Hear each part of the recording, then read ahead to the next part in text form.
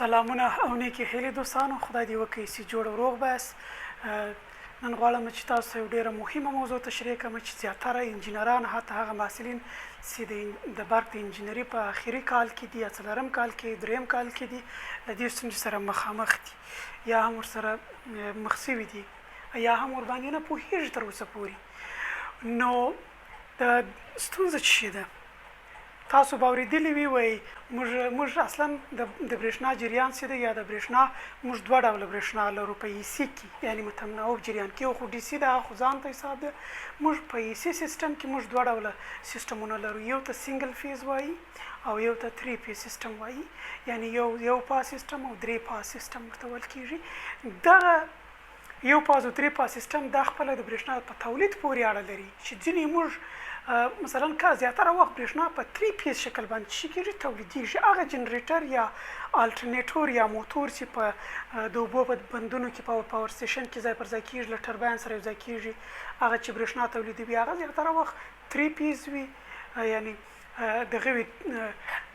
شکل باندې برېښنا تولیدوي. همدارنګه کله چې زموږ ستاسو کور ته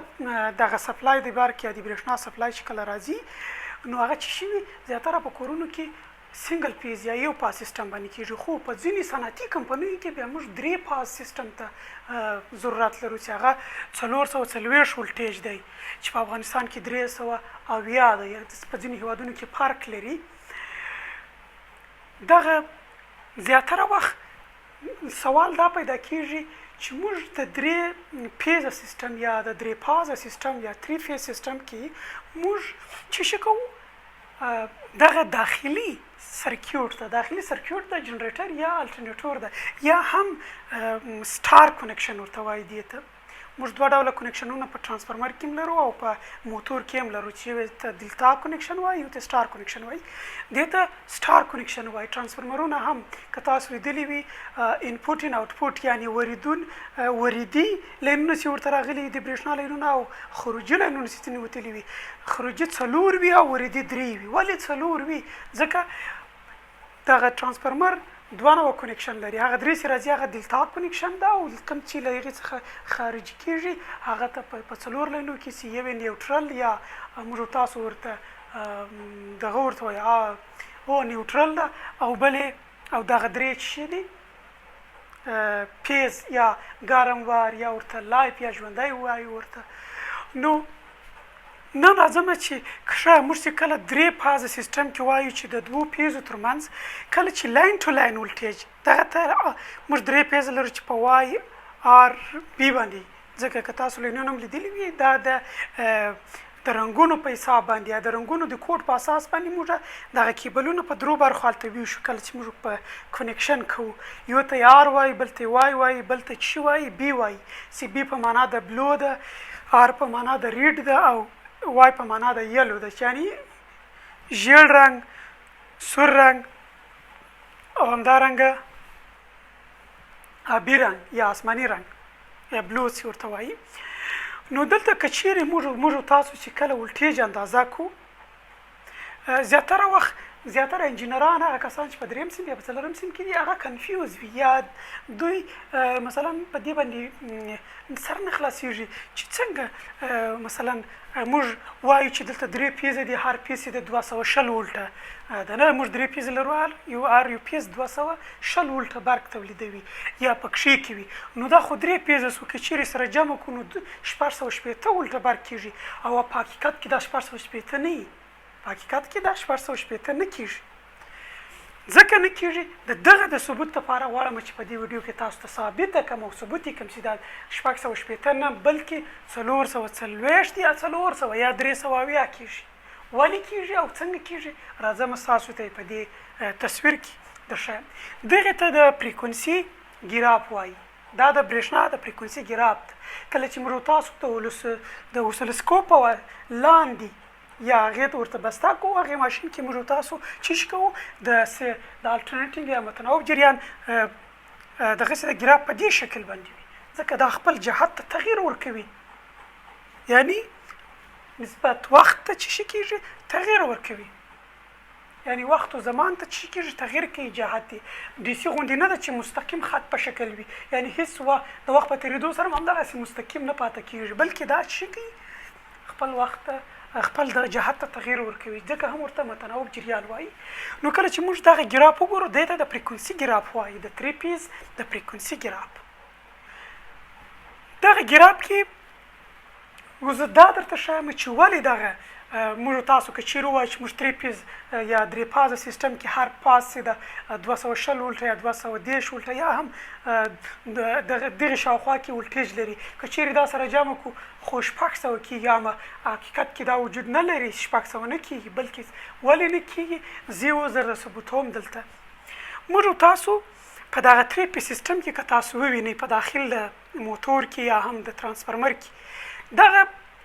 په داخل د جنریټر کې چې دی دغه 3 پیز دغه وایندینګ چې ورته وایي یا وایندینګ چې دي یا سیمپیج چې دي دغه جریان چې کله تولیدېږي هغلته دا یو د بل سره د 120 درجې زاویې په اساس باندې یو بل سره توپیر لري د همدغه درجې په اساس باندې دا یو له بل سره څه لري 120 درجې زاویه توپیر لري په دې شکل باندې کېږي دلته زه درته وایم 3 پیز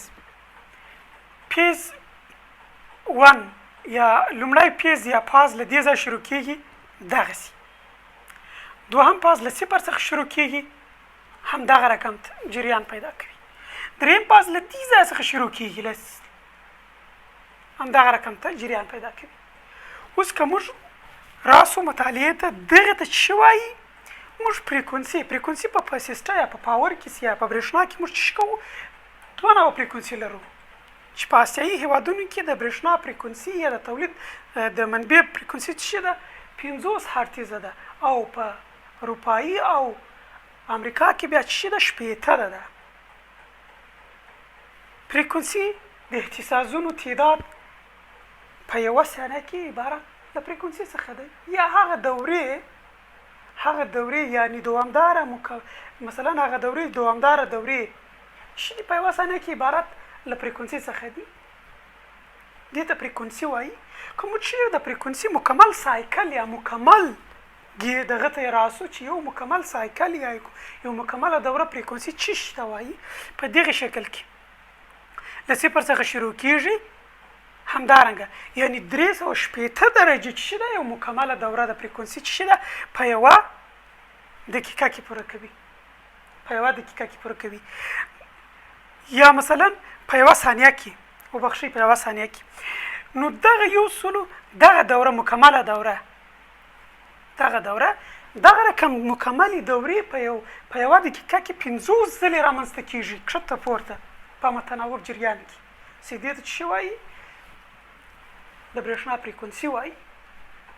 نو په همدې اساس باندې د برېښنا تولید په دې شکل باندې په ګراف کې ښودل کېږي یعنی کښته او پورته کېږي نه د ګراف په شکل کې که چیرې موږ تاسو وګورو د فریکونسي ګراف ته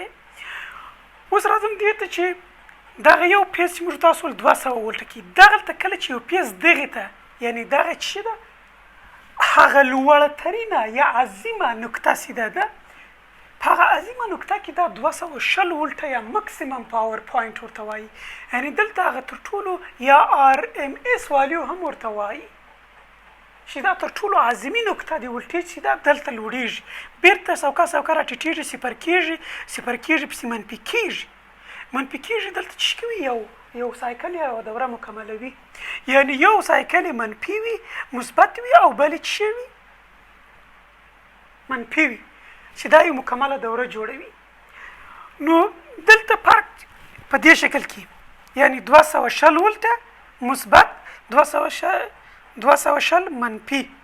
که چیرې موږ دغه یو له بل څخه منفي کو په دغه نقطه کې چې کېږي مکسیمم پاور یا تر ټولو هغه لوړ ولټیج په دې ځای کې مساوي کېږي له 0 سره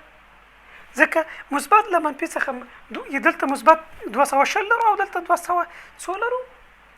منفي 220 لرو نو یو بل څخه منفي کېږي نو څه پاتې کېږي 0 پاتې کېږي نو په دې شکل سره کله په 3 پیز دوران کې په یو فریکونسي په یو ګراف کې دوه پیزه په یو وخت کې څه شوي 220 مکمله دوره لري یو پیز منفي وي یو پیز منفي وي نو که چیرې موږ تاسو دوه نو که چیرې دا مثلا که 600 سره کو یعنی په یو وخت کې موږ 3 پیز دغه سیستم وګورئ د دوو پیزو تر منځ که موږ چیرې جریان وګورو موږ 440 یا 400 ونیول تر 440 تر منځ دغه څه شي راکوي والیو یا قیمت راکوي په هغه ځکه راکوي چې مثلا موږ یعنی دلته 3 پیز دغسې دي په یو حالت کې دوی په اعظمي نقطه کې دوی مثبت نه وي یو پیز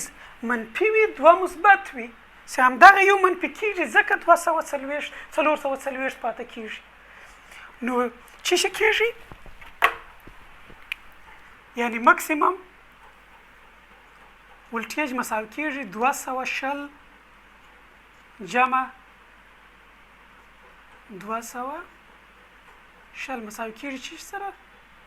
440 سره په دغه اساس باندې دا 440 کېږي ځینې خلک په دې عقیده دي چې دا لاسس یا ضایعات نشته دلته ضایعات ځان ته موضوع ده چې په کیبلونو کې څومره ضایعات دي کله چې یو ترانسفرمر کار کوي هغلته حرارت رامنځته کېږي څومره ضایعات لري نو په دې شکل باندې دا کېږي که چیرې موږ د یو سنگل پیز او 3 پیز فارمولو ته هم ځیر شو موږ او تاسو به څه شي ترلاسه کړو په یو پاس سیستم کې موږ د پاور د پیدا کولو یا د واټس د پیدا کولو دپاره موږ څه شي لرو فارمول وی ضرب آی کوساین تیتا چې ما درته وویله چې شي د پاور پیکټور ده کاس تیتا یعنی د کوساین زاویه چې ده د هغې څه شي ده هغې پاور پیکټور آی چې د کرنټ ده او وی چې د ولټیج ده پی چې د پاور ده او په دغه کې موږ روټ 3 یا 3 تر جذر لاندې لرو ځکه 3 تر جذر لاندې کله چې موږ غواړو چې د 3 پی سیستم پاور یا ولټیج یا کرنټ پیدا کړو موږ څه شي لرو 3 تر جذر لاندې باید یا پکښې ضرب کړو په دې کې ضرب ځکه موږ 3 پیز لرو نو دلته د دوو پیزو ترمنځ د آر واي پیز ترمنځ موږ که چیرې د ملټیمیټر په واسطه باندې اندازه کړو چې کو 440 ولټیج موږ لاسته راوړو که چیرې د نیوټرل او د یو پاس ترمنځ اندازه کړو 220 ولټه به لاسته راوړي او دغه دلتا او ستار کنکشن خو مې ځکه درته وویله چې دا په ترانسفرمر کې دوه ډوله کنکشن وي یو چې موږ څونه ترانسفرمرونه لرو یو د انتقال لپاره دي یو د توزیع لپاره دي یو د اندازه کولو لپاره دي یو د پروټیکشن لپاره یا د ساتنې لپاره دي خو مختلف ترانسفرمرونه لرو نو اوس نو غواړم خدای دې وکړي چې ستا چې پر دغې دغه باندې سر خلاصوی اوس چې ولې دا 440 کېږي ځکه کېږي چې دلته موږ په دغه ګراب کې ما درته وښودل چې موږ په 3 پی سیستم کې دغه لرو 3 پیزه جنریټ کوو یا تولیدوو نو په هغې کې چې کله 3 جنریټ کېږي هغه یو له بل څخه د څو چې په د اساس باندې فرق لري کله چې هغه تولیدېږي مثلا دا کله چې دغه تولیدېږي 3 پیز یا 3 پاس سیستم برق چې موږ تولیدوو هغه دلته څه شي کوي یو پاس یعنی یو پاس له صفر څخه شروع سو بل پاس څه شي کېږي له دې ځای څخه شروع کېږي چې دې ته 100 وایي 100 درجې بل له دې ځای شروع کېږي یعنی صفر 100 درجې 240 درجې یعنی یو د بل سره د 100 درجو د زاویې په اساس دغه پاس ده یا لایف یا دغه شي ده دا فرق لري یو له بل سره نو دلته هم یو له دې ځای نه شروع سوی ده یو له دې ځای نه شروع سوی ده یو له دې ځای نه شروع سوی ده دلته د زاویو ترمنځ یو دلته صفر کېږي بل دلته صفر کېږي یو دغه کېږي یو یعنی دلته یو د بل څخه د 100 درجې زاویې په اساس باندې فرق لري توپیر لري بیا په عیني وخت کې دوه پیزه په یو وخت کې دوه پیزه مثبت وي او یو منفي وي نو ځکه دا 440 مشترکې 610 نه راکوي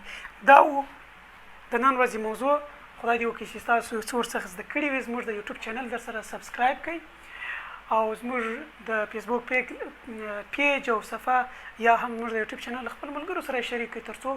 دغسې مهم موضوعات ترلاسه کړئ هغه محصلین چې په 3 او 2 او اول صنف د انجینري کې دي او هغه کسان چې مثلا انجینري نه د لوستي خو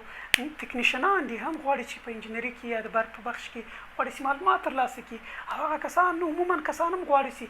په برق کې ځینې مهم موضوعات ترلاسه کړي نو زموږ چینل د دوی سره شریک کړي دا زموږ معلومات تر دوی ورسوي تر څو د معلوماتو په رسولو کې مو راسره کومک کړی وي ډېره مننه دوستانو ښه وخت ولرئ